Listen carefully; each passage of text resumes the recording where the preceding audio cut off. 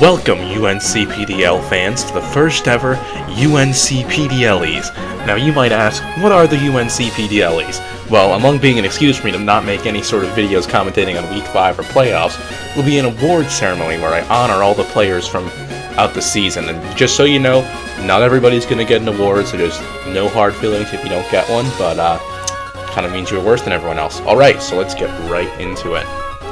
We start with an in memoriam section to honor the players who couldn't make it with us through this whole season, just barely short of a 5-week commitment. And the list is as follows. Catherine,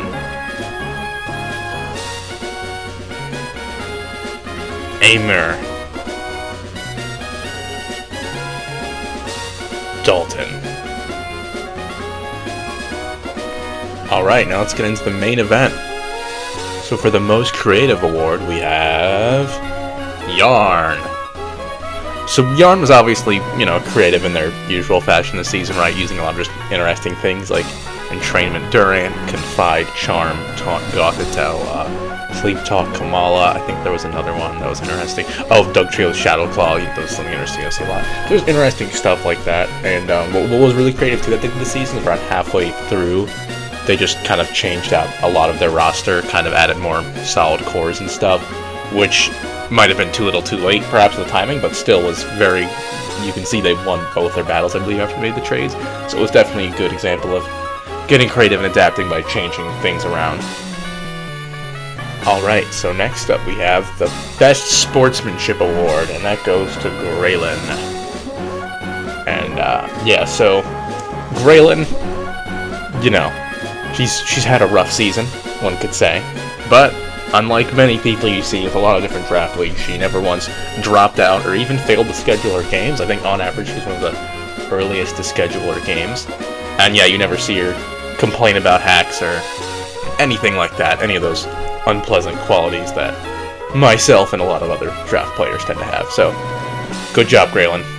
I believe you're also one of those players who has been here since the beginning without ever dropping a season, so thanks for being a real one. Alright, next up for the Strongest Newcomer Award, we have Philip. So Philip, I think, made a strong impression right from the start of the season with his win against Rishi, even though it was a close win. Definitely just the way he played and how effective his team was, I feel like just was an excellent showcase for how he was going to be definitely one of the contenders, even among old players coming into this league. And, his strength largely speaks for itself. We just see it's a very strong team, right? He got 3 wins with only 1 loss, well, 1 direct loss, because he forfeited against Declan due to scheduling issues. But yeah, you can just see he's got a really strong team. It kind of speaks for itself with Mega Alexam, Seismitoad, Arcanine, a lot of draft staples that are really effective, as well as some more niche stuff that he really made work in his favor. I would say he was hands down the strongest of the new players, even though I think all of our new players were very good this season. So yes, kudos to Philip for being the strongest of the new arrivals on the scene, and hope he can come back next season and claim that champion spot for himself. Coming up, we have what I think is one of the most, maybe not the most important award, but certainly the most prestigious, right? The one with the most honor and the most proud tradition associated with it. And that is the King Chungus Award. Looking at the overall drafts for this season, there was a clear winner for this category, right? I think we all know from the very beginning. That winner is Jesse. Just taking one look at his team, right off the bat, you're with a magnificent array of Tangrowth, Salamence, Tyranitar, Aggron, Mega. These chubby, wide boys who just won't give up. And what I liked, too, was that he balanced his Chungai with some skinnier, smaller mons like Roserade and Chandelure. But these really only serve to complement the sheer bulk and rotundness of his more Chungus-oriented picks. Between Shuckle and Cloyster, too, you see some niche Chungai, some little Chungs, as they call them, that don't see as much play. And they definitely have the roundness and the bulk of a Chungai, but not the sheer weight or size one might think of. But it was an interesting and brave choice, and the team was also pretty good, by the way. Did pretty well. I think this might have been Jesse's best season yet. So yes, very good job, Jesse, and I think he's first time in playoffs as well. So very nice. Very nice. Good work with the Chungas. Next up, we have the Natural Award. Now, this is given to the player where their battles, not only they had a good win rate, but also just their battles felt like they came very naturally. They tended to dominate in their battles when they did win, and yeah, the whole battling process just seemed like an ease to them. So this award goes to Alfie. And the reason Alfie gets it is just because, for the most part, his wins were very dominating, right? Like against Jesse and Pratham. And not to mention, he only lost 2 battles, and those were against 2 of the players with the best record. So, yeah, I think Alfie just really showed this season how comfortable he's become with using his classic style, just hyper-offense team, featuring questionably legal things like Urbanitan and Dracovish. So, yeah, definitely always a good time to see him battle. It always feels very much, too, if the other player makes a single mistake, oftentimes that can be all it takes for Alfie to close on in for the kill. So, very well done. Very well earned. Next up, we have the Gym Leader Award, which goes to the player who really committed themselves to one type and managed to make a really successful strategy in spite of just using the same type. So, this season it's interesting because we had kind of a tie for this. So, we had Jose with 5 fire types, right? And also myself with 4 psychic types. However, I think the clear winner for this category was Jose, just because, well, I did have 4 psychic types. That wasn't really instrumental for my strategy. Those were just Pokemon I was picking. I didn't even cover their weaknesses all that well. But then we have Jose, who has 4 fire types, and not only covers their weaknesses expertly with grass Pokemon and water Pokemon, but he runs Sun with them to really make sure that fire is almost always the focal point of his offense, sometimes backed up by Mimikyu, but usually, right, it is just spamming those heavy fire attackers like Mega Charizard, Volcarona, Torkoal. I mean, he's got more fire-type Pokemon on his team than Flint, that supposedly type-specialized trainer, so, you know, he's only got 3 fire types, Jose's got 4, I think it's fair to give him this award. Very good job, it was always interesting to see his games and see him utilize this more specific strategy, which just isn't always considered for Draft League or in general, but can actually be pretty effective as they showed. Next up, we have the Triumphant Return Award. This is for a returning player right from an old season who did extremely well. And the winner for that is Ron. The reason Ron won this one was right not only because he dropped out last season, but had really good seasons before that. He's in playoffs again as a player who's been in playoffs like every season he's been in, I believe. So this could really be his chance to take it this time, and just the fact that he's off next season too, which shows he hasn't lost any of his edge. So yeah, this award is definitely well deserved by Ron. Next up, we have the Walking Fur Award. This one goes to Tim. As Tim put a walking fur next to his team. Very nice. I like it. Good stuff. Great job, Tim. Love to see it. Next up, we have the surprise Best Spectator Award. That's right. These can be for non-players too, apparently. I'm just getting word. And our winner for this category is Ken. Now, not to throw any shade on Aiden there, because he was pretty active too, but Ken really, he was always, it seemed like he was watching like basically every game. So that was always fun to have him around in his insight. He was always discussing in the chat after games and stuff. So yeah, no, it was just very, very good to have Ken around, always starting up conversations and asking the good questions. Yeah, good job, Ken. Even if you don't come back, which I understand your hellish draft league schedule can be a problem with. But yeah, no, even if you can't come back, it's great to have you around, always watching and listening.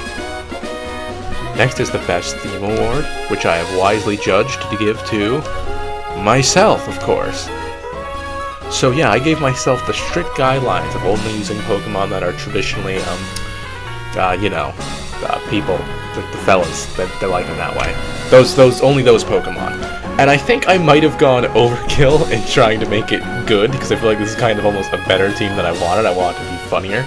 But I guess it's just my draft habit to pick out the best stuff, even if I'm trying to use different things. But yeah, and I thought this team was pretty well themed between. I feel like everything here you could see somewhat. I mean, I've certainly seen it. Bless my soul, but you know, you could imagine seeing this stuff out there in the wild, probably. Or maybe you don't think about that. In which case, you're probably a better person for it. Personally, I'm a Metachamp fan myself. Alright, moving on to the next category. We have the So Close Award. And this one goes to Rishi. So Rishi definitely had a strong start to the season, right? When it was apparent Phil would be a strong player, and Rishi only barely lost him, getting it down to 1-1, with only a couple mistakes getting down. And then he got another win against Catherine from forfeit. Sadly, from there, his season kind of went downhill. He had 2 more losses that should have gone to playoffs. And not only that, not only would I say the playoffs was one way in which it was kind of like, oh, so close, Rishi almost got it. There's a lot of moments like that in his battles, too. One that really stands out in mind was when he was fighting Jesse with the Swords Dance boosted C flying move off of Talonflame. And Jesse's Tyranitar just lived at like 2%. I don't know if that was guaranteed to roll or what. But either way, it's just a good example of something where, like, really close for Rishi. That, like, and getting that, looking at that point in the game, that might have won the whole game too. Hard to say, but even if it wouldn't have, it's still just another microcosm of, darn, he almost had it. But still, very good job to Rishi. All their games were, like we said, very close, and as a result, very entertaining to watch. And it looked like they would never play out of it, as well as possessing a level of skill that was on par with even some of the older players. Next up, we have the Best Draft Award, and for this one, our winner is Pratham. Now, listen.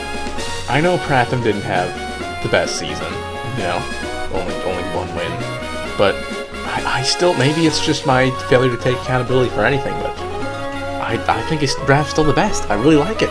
It's got those speed tiers I talked about, it's got all those defensive typings you need.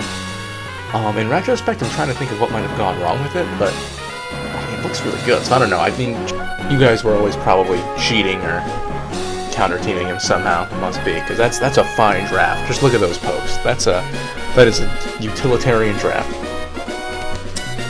I suppose it should also be noted that, sadly, Pratham went against 3 of the strongest players with the best records this season, so that might have had something to do with their excellent draft not stacking up as much, because from everything I saw, they did pretty well in their battles, so I guess it was just a unlucky season for this quality draft. Just draft it every time. I'll stand by it, Pratham. I'll be like, that's the one, that's the team, that's the big favorite.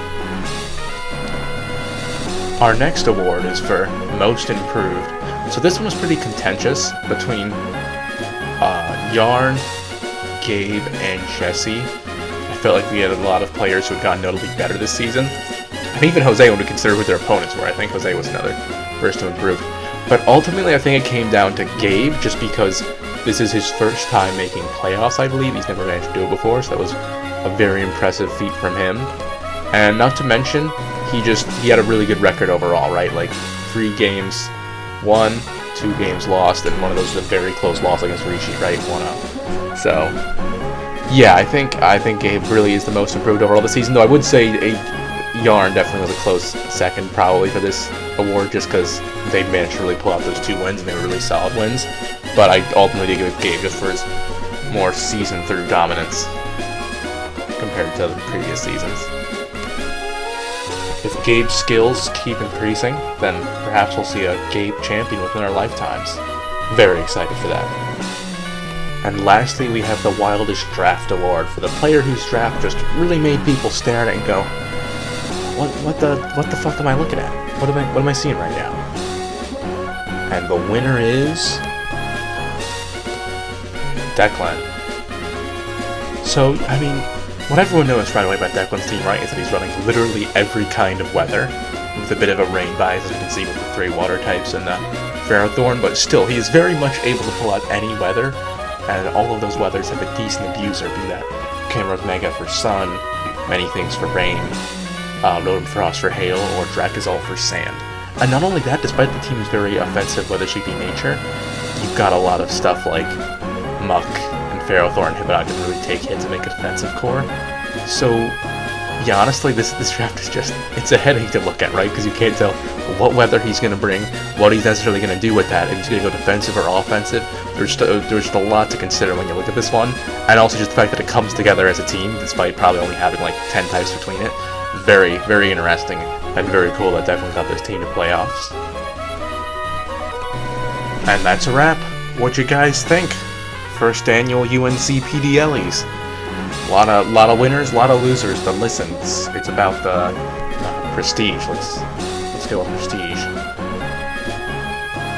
But yeah, so I thought just to conclude, I would leave you with some individual awards for Pokemon, just more specific things, really great moments from battles that people might have missed, so I hope you stick around for that. And yeah, glad you all enjoyed this season. Not sure when the next one might start. Maybe December, maybe later if people want that. But yeah, talk to you guys later.